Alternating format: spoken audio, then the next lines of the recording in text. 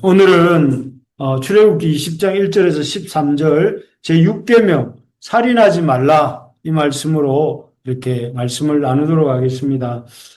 우리는 이렇게 지난주까지 해서 지지난주까지 해서 5계명을 다루었습니다. 5계명까지 다루었고 오늘부터는 이제 제6계명 살인하지 말라 이런 이 말씀 로레차의 그 헬라어로 로레차흐라는 말인데 이렇게 말씀을 나누려고 합니다. 근데 6계명부터는 뭐가 좀 달라집니다. 뭐가 달라지느냐면 일단 이렇게 말씀이 이렇게 짧아집니다. 살인하지 말라.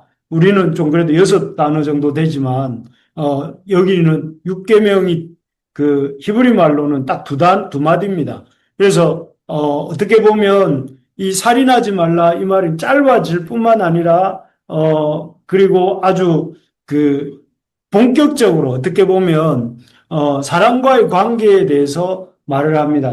왜 그럴까요? 지난주에 우리가 보았던 5계명도 사실 사람의 계명 아닙니까? 1계명부터 4계명이고 그러니까 4계명까지 하나님에 대한 말씀이고 5계명부터 10계명까지가 사람에 대한 말이니까 5계명이 이렇게 5계명부터 사람에 대한 말인데 왜 목사님은 6계명부터가 사람에 대해서 본격적으로 말하는 것이라고 말하는가 이렇게 여러분 생각할 수 있을 것 같은데요. 부모님이란 자식들에게 하나님이 보내신 대리자입니다. 그래서 하나님과의 관계에서 부모를 공경하라. 부모가 공경할 만하든 하지 않을 만하든 상관없이 무조건 하나님을 공경하듯이 부모님을 공경하라. 이게 제5계명 메시지의 핵심이었거든요. 그런 것처럼 그 부모님에 대한 계명은 사실은 인간에 대한 계명이기도 하면서 동시에는 하나님과 관련된 계명이라고 할 수 있습니다. 그렇기 때문에 본격적인 사람과의 관계를 다루는 계명은 이 6계명이라고 할 수 있습니다. 그래서 이 살인하지 말라 이 말씀이야말로 사람과 관련된 첫째 계명이다 이렇게 볼 수가 있습니다.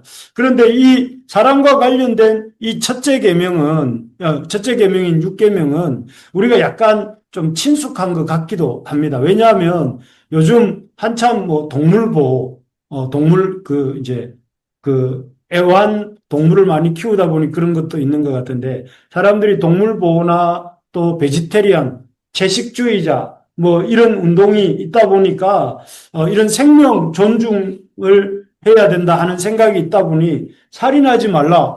그렇지. 살인하지 말아야지. 뭐 이런 좀 익숙한 느낌을 갖는 것 같습니다. 게다가 우리 한국 사람들은 오랫동안 이 불교의 영향을 받고 살아오다 보니까 살생하지 말라. 이런 말을 많이 들었지 않습니까? 뭐 내가 꼭 그 종교가 아니더라도 살생하지 말라 이런 말을 듣다 보니 제6계명 살인하지 말라 이 말은 조금 당연한 것이라고 생각하고 우리가 익숙하게 느끼는데 그런데 잘 살펴보면 이렇게 많이 다릅니다. 여기 살생과 살인에 대해서 보면 살생은 모든 생명 있는 것을 죽이지 말라는 것이지만 살인은 사람을 죽이지 말라는 거예요. 그래서 살인이라는 것은 사람을 죽이지 말라고 하는데 이 살인금지도 성경이 말하는 살인금지는 우리가 알고 있는 무조건 죽이면 안 된다 이런 건 아니에요. 왜냐하면은 그 성경에 보면 제한적인 조건 하에서 사람을 죽이는 것을 성경이 허용을 합니다. 살생을 허용을 하는 것이고 살인을 허용을 해요. 예를 들면 이런 경우입니다. 9장 3절에 보면 이게 살생을 허용하는 조건 중에 하나가 이 노아 홍수 이후에 하나님께서 노아와 그의 가족들에게 육식을 허용하시는 장면이 바로 이 말씀입니다. 모든 산 동물을 너희에게 먹을 것이 될지라 채소같이 내가 이것을 다 너희에게 주노라고 해서 육식을 그러니까 식용을 목적으로 하는 경우에는 육식을 허용을 하시는 것입니다. 그래서 생명을 존중하지만 식용을 위해서는 때로는 먹을 것을 위해서 동물을 잡아먹을 수 있도록 성경은 허용을 합니다. 그러니까 우리가 알고 있는 살생금지하고는 다른 것이죠. 성경은 또 그리고 어떤 경우에 이렇게 살생을 허용하시는가 하면은 이 동물뿐만 아니라 사람의 목숨을 취하는 것도 성경은 부분적으로 허용을 해요. 대표적인 경우가 고의적으로 사람을 죽인 자입니다. 예를 들면 민수기 35장 20절에 보니까 어떤 사람이 미워하는 까닭에 사람을 밀쳐 죽이거나 기회를 엿보아 무엇을 던져 죽이거나 악의를 가지고 손으로 쳐 죽이면 그 친자는 반드시 죽일 것이니 이는 살인하였음이라고 되어 있습니다. 여기 보면 처음부터 고의적인 목적을 가지고 사람을 이렇게 사람을 쳐 죽인 사람은 반드시 죽이라고 합니다. 그래서 요즘 인권 운동하는 분들이 이 사형제도 폐지를 말하는데 그것은 어떻게 보면 가해자의 인권 중심이에요. 사람을 죽인 사람의 인권을 많이 얘기하지만 죽임 당한 사람의 인권에 대해서도 성경은 말을 합니다. 누군가 억울하게 이렇게 누군가에 의해서 살해당했다면 그 살해당한 사람의 그 입장에서의 인권을 이렇게 인권에 대한 권리를 보복을 통해서 피해 보복을 통해서 살인을 그런 경우에는 허용을 한다 하는 것이죠. 그래서 참 우리가 무조건 세상에서 인권이다 한다고 해서 무조건 따라갈 것이 아니라 성경은 뭐라고 말씀하시는가 이걸 볼 필요가 있습니다. 특히 이제 고의는 아닐지라도 부주의로 사람을 죽인 사람도 살인한 자와 똑같이 취급을 했습니다. 여기 신명기 19장 5절에 보면 고의가 아닌 실수로 사람을 죽인 사람에 대한 얘기가 나오는데요. 제가 읽어드리면 가령 사람이 그 이웃과 함께 벌목하러 살림에 들어가서 손에 도끼를 들고 벌목하려고 찍을 때 도끼가 자루에서 빠져 그의 이웃을 맞춰 그를 죽게 한과 같은 것이라. 이런 사람은 그 성읍 중 하나로 도피하여 생명을 보존할 것이니라. 실수로 이렇게 도끼날이 날아가서 사람을 죽이려고 하지 않았는데 죽게 한 경우에는 이런 경우에 뭐라고 하시는가 하면 신명기 4장 42절에 보면 이런 사람들을 이렇게 표현합니다. 이는 과거에 원한이 없이 부지 중에 살인한 자가 이렇게 도피성에 이 부주의한 실수로 사람을 죽게 하고 도피성에 들어온 자를 언급할 때 뭐라고 언급하냐면 부지 중에 뭐 한 자? 살인한 자. 그것도 살인이라는 거예요. 살인. 실수로 사람을 죽여서도 살인한 자다 하는 것입니다. 물론 고의로 죽인 자하고는 달리 그 사람은 도피성으로 피할 수 있게 해주셨고 그 대제사장이 살아있는 동안에는 그 도피성에 머물면서 생명을 보존하도록 하신 거죠. 그런 면에서 성경은 안전장치를 그런 비고의적인 어떤 경우에는 그 사람에게 기회를 주시는 거예요. 어떤 죄를 지었지만 그 어떤 살 기회를 주시는데 그럼에도 그 사람이 살인한 자라는 거예요. 살인한 자. 그리고 그래서 요즘 한참 문제가 되고 있는 계속해서 문제가 되고 있는 김용균법도 이런 맥락이잖아요. 김용균 씨라고 청년이 그 공장에서 일을 하다가 죽은 경우가 있었잖아요. 그 경우에 있어서 당시 이 사람들이 고의나 과실로 이렇게 사람을 죽게 했을지라도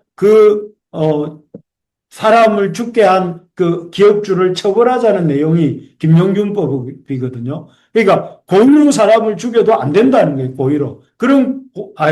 비고의로 사람을 죽게 해도 안 된다는 거예요. 그리고 비고의로 사람을 죽게 했을지라도 처벌해야 된다. 이게 이제 김용균법인데 어찌 보면 이 성경의 맥락하고 이렇게 같은 것입니다. 그래서 우리가 어떤 경우에도 사람이 죽지 않도록 조심해야 되고 또 조심해야 되고 조심해야 된다 하는 걸 성경이 말하는 것이죠. 그리고 또 사람의 목숨을 취하는 걸 허용하는 경우가 고의로 사람을 죽였거나 또 고의는 아니지만 부주의로 사람을 죽였을지라도 그것도 살인이라고 말을 하죠. 그리고 정당한 전쟁에서 사람을 죽이는 일은 허용이 되었습니다. 지금 그 역사 속에서도 보면 이 성경 역사 속에 보면 가나안 정복 전쟁 같은 경우에 그런 경우죠. 당시 가나안 사람들은 바알과 아세라 신을 섬기고 그래서 아주 여러 가지 면에서 도덕적으로 타락해 있었는데 이런 타락하고 음란한 문화 속에서 이렇게 이스라엘 백성이 그 가나안 땅에 정착하게 될 경우에 이스라엘이 공격을 당할 수도 있고 동화될 수도 있기 때문에 하나님은 가나안 족속과의 전쟁을 치르게 하시고 그 전쟁 가운데 이렇게 가나안 사람들을 진멸하도록 하시는 경우죠. 그래서 전쟁에서 이렇게 그 사람을 죽이는 일은 정당한 전쟁, 의로운 전쟁에서 사람을 죽이는 일은 허용이 되었습니다. 만약에 2차 세계대전 때 여러분 연합군에 속한 기독교 국가들이 살인하지 말라는 이런 계명을 문자 그대로 지켰다면 어떻게 됐을까요?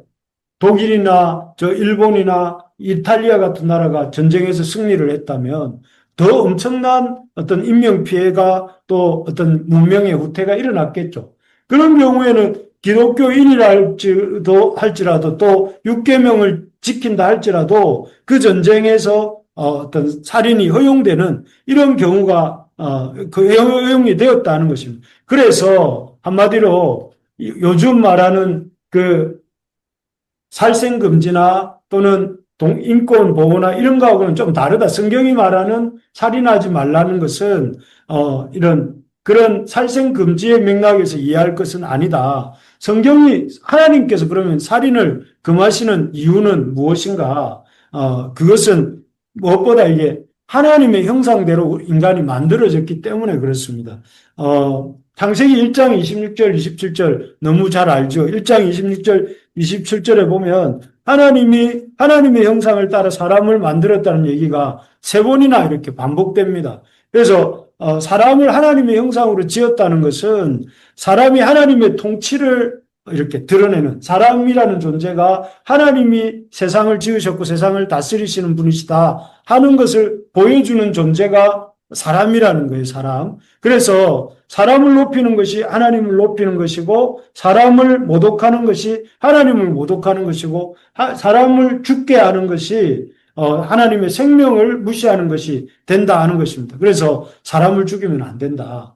그래서 여러분 사람을 귀하게 여기면 하나님을 귀하게 여기는 것이고 사람을 막 함부로 대하면 그 하나님을 함부로 대하는 것이고 또 사람을 죽이면 하나님의 형상을 파괴하는 것이기 때문에 여러분 사람은 사람이라는 이유 하나만으로 존중받고 사람이라는 이유 하나만으로 무시되어서는 안 되고 사람이라는 이유만으로 그 사람을 귀하게 여겨야 됩니다.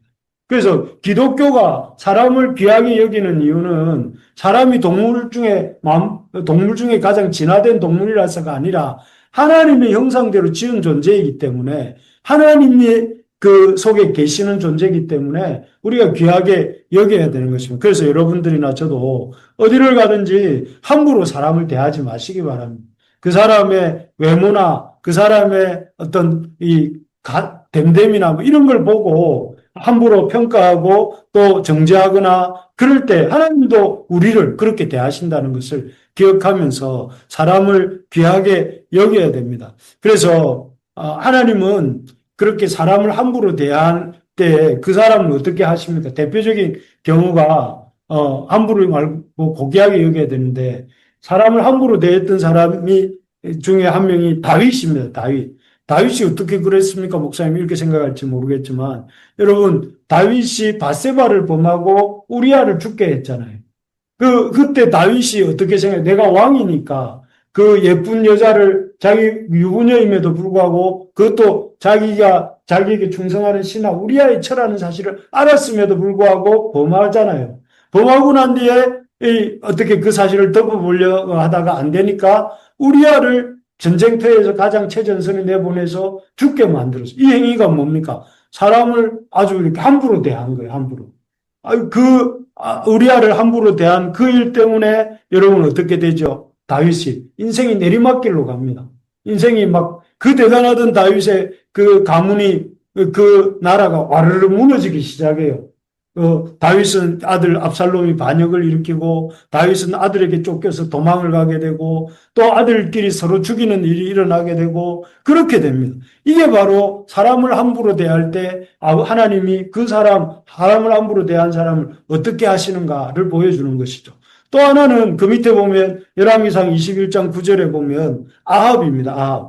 아합이 어떻게 했습니까? 아합이 나봇이라는 사람의 포도원을 탐내어 가지고 나봇을 거짓 증인을 세워서 죽게 만든 후에 그 밭을 포도원을 자기가 취합니다.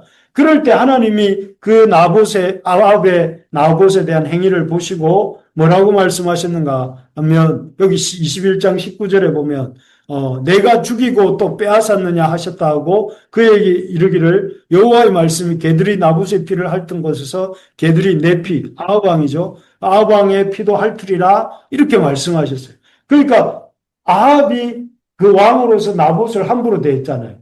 그것처럼 하나님도 아합을 그렇게 함부로 대하신다는 거예요.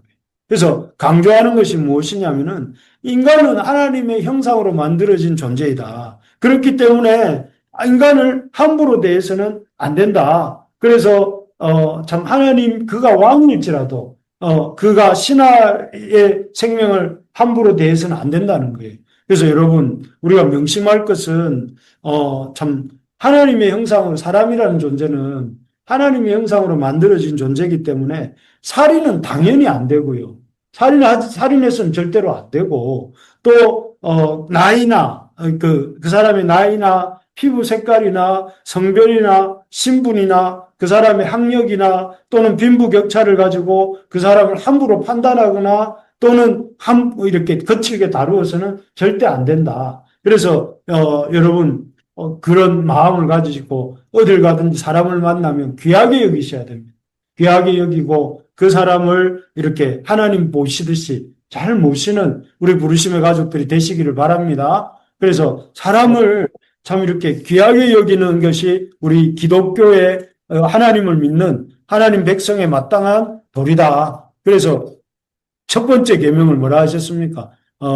그 하나님을 사랑하고 내 목숨과 힘과 뜻을 다해서 하나님을 사랑하고 내 이웃을 내 몸과 같이 사랑하라. 이게 우리 기독교에 주신 아주 대정신입니다. 대정신.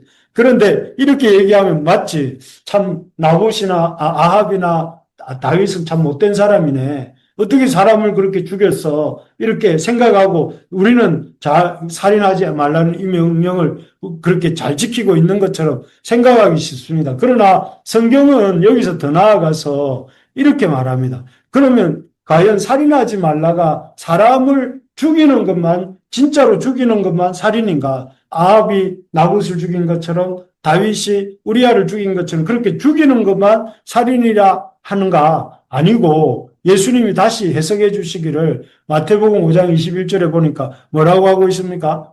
여기 보면 형제에게 노하는 자마다 또 형제를 대하여 나가 바보라고 하는 자마다 이렇게 공회에 잡혀가게 되고 미련한 놈이라 하는 자는 지옥불에 들어가게 된다. 여기 보면 형제에 대해서 노하고 형제에 대해서 악담을 하고 그런 사람들 역시 이렇게 형제를 살인하지 말라는 그 계명을 어기고 있는 것이다. 이렇게 말씀합니다.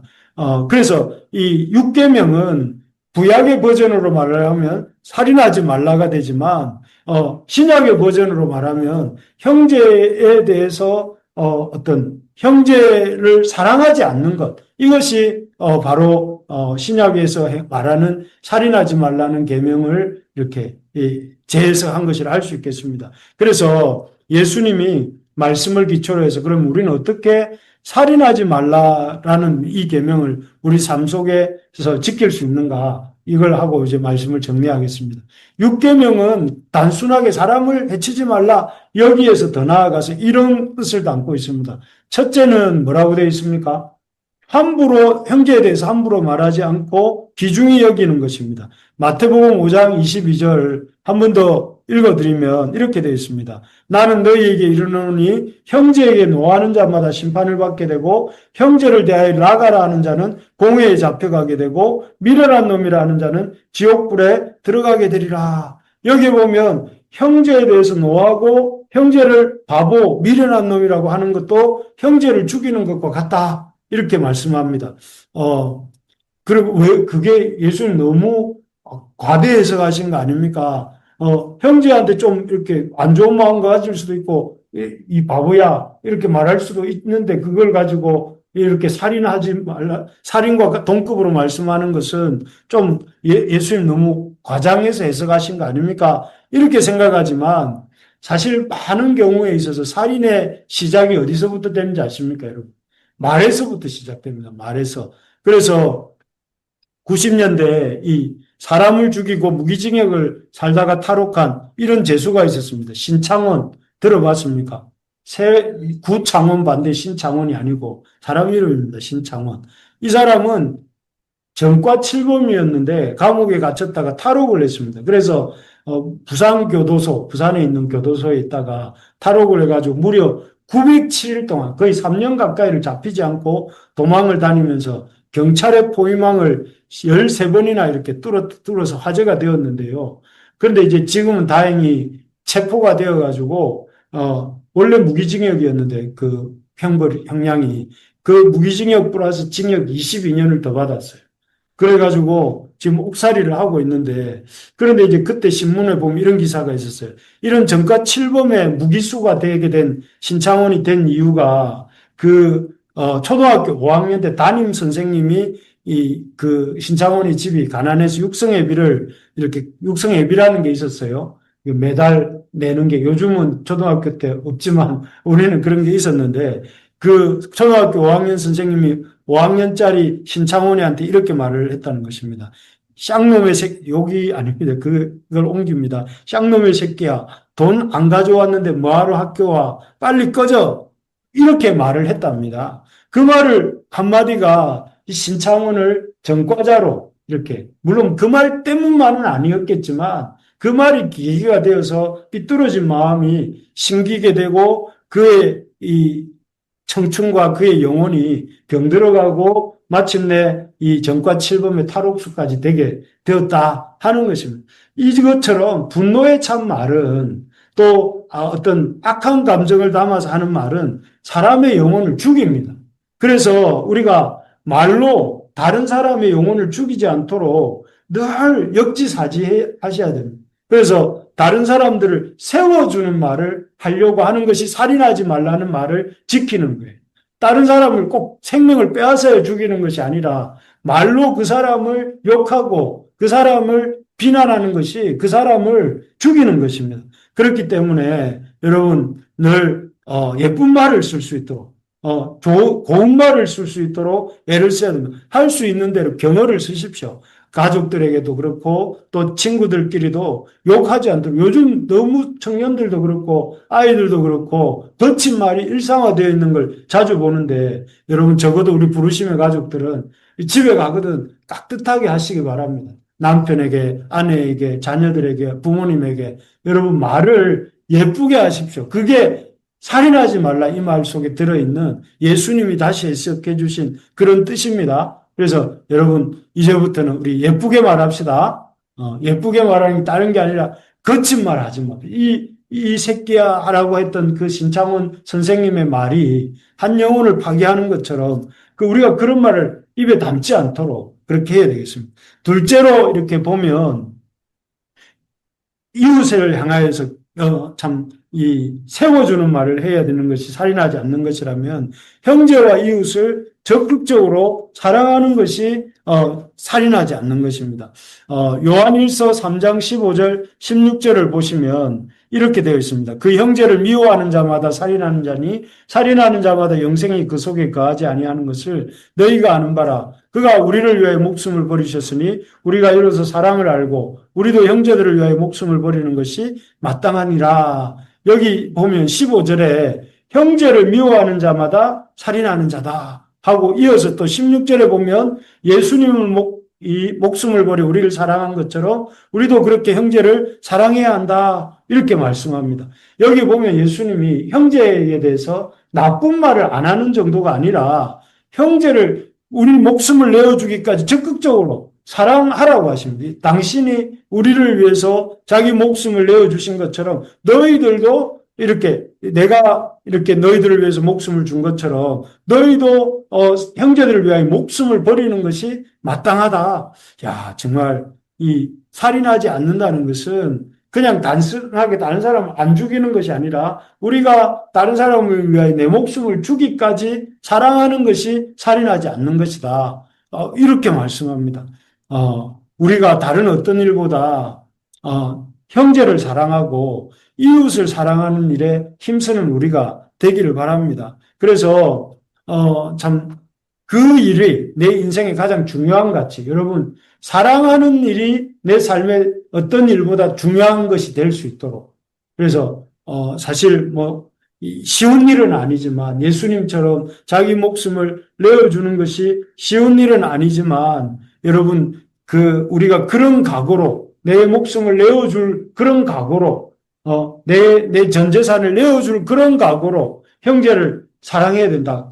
왜요? 예수님이 자기 목숨을 우리를 위해 내어주셨기 때문에 우리가 그 예수님의 그 하나님으로서 당신의 모든 것을 다 이렇게 포기하고 우리에게 당신을 그 귀한 것을 내어주신 것처럼 그렇게 해야 된다는 것입니다. 그래서 저는 우리 부르심의 교회가 그런 사랑의 공동체가 되었으면 좋겠어요. 그래서 그냥 서로 세워주는 말을 할 뿐 아니라 서로를 위하여서 예수님이 자기를 내어주신 것처럼 좀 서로를 사랑하는, 그래서 당장에 우리가 예수님처럼 서로를 사랑하지는 못하겠지만 작게 관심 갖는 일부터 시작하면 좋겠습니다.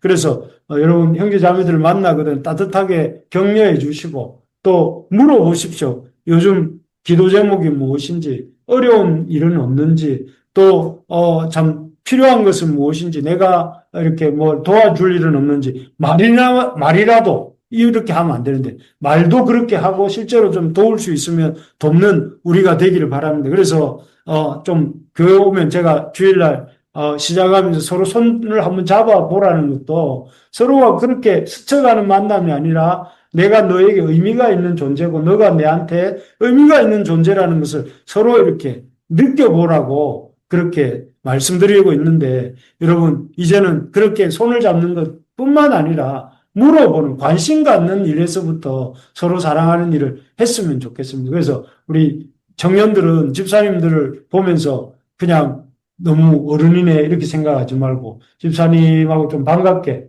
대하고, 또 우리 집사님들은 청년들을 보면 아이고 저것들은 언제 사람이 될라노 이렇게 생각하지는 않으시지만 그런 마음이 아니라 오히려 어깨에 따뜻해 주면서 힘내라, 잘하고 있다, 격려의 말을 많이 해주는 그런 우리 교회가 되어서 작은 사랑이 그 말에서부터 또 관심에서부터 시작되는 우리 교회가 되면, 우리 교회 안에 사랑이 차고 넘치면 우리 교회 밖으로도 사랑이 흘러가지 않겠습니까? 그래서 그런 공동체가 되었으면 좋겠습니다. 마지막으로 우리가 어떻게 살인하지 말라는 말을 할 수 있는가 하면, 첫째는 그 나쁜 말을 버리는 것이라면, 둘째는 서로에게 관심을 갖고 서로를 위해서 자기를 내어주는 것이라면, 세 번째는 우리가 생명 존중의 문화를 우리가 살고 있는 이 사회 속에서 만들어가는 것입니다. 여러분, 우리 사회는 여러분도 느끼겠지만 계속해서 폭력적으로 변해가고 있는 것입니다. 제가 이렇게 어쩌다 한 번씩 넷플릭스라는 데를 들어가 봐요. 들어가 보면 이게 폭력적인 드라마가 너무 많아요. 막 사람 죽이고 때리는 이런 장면들이 많습니다. 그래서 쉴 새 없이 폭력이 행해지고 총을 쏘고 사람을 죽이고, 또 여러분 PC방이나 이런 데 가보면 게임 중에 보면 총 들고 다니면서 사람을 쏘아가 죽이는 그런 이렇게 게임도 있습니다. 그런 게임이 또 인기를 얻어요. 그래서 사람들이 어떻게 하면 이 생명 존중에 무감각하게 만들 수 있는가, 이걸 이렇게 생각하고 그런 게임을 만들고 드라마를 만들고 있는 거 아닌가 싶을 정도로 너무나 이렇게 이 폭력적이고 또 사람 죽이는 일을 이렇게 비일비재하게 우리가 보고 있는 상황입니다. 그래서 비록 그러다 보니까 이제 작은 아이들조차도 사람 죽이는 일을 아무렇지도 않게 이렇게 하는 경우가 많습니다. 이런 상황 속에서 우리 하나님의 백성들이 해야 될 일이 무엇입니까?